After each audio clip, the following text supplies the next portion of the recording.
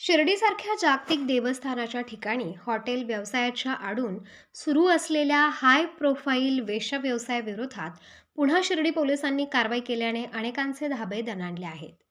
शिर्डीचे धार्मिक पावित्र्य राखण्याकरिता अनेक वेळा पोलिसांकडून सूचना देऊनही हॉटेल व्यवसायाच्या आडून वेश्या व्यवसाय होत असल्याचे यापूर्वी देखील पोलिसांच्या कारवाईमुळे समोर आले आहे.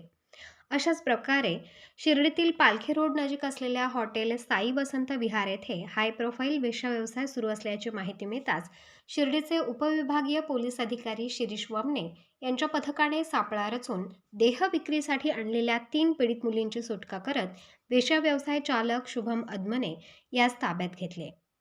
त्याच्या विरोधात विविध कलमान्वये गुन्हा दाखल करण्यात आल्याची माहिती पोलीस उपाधीक्षक शिरीष वमने यांनी दिली आहे. शेजारी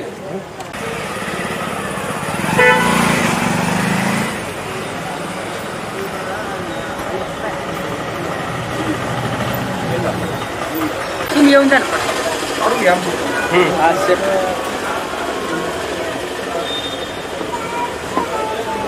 मागून घ्या थोडी लांब.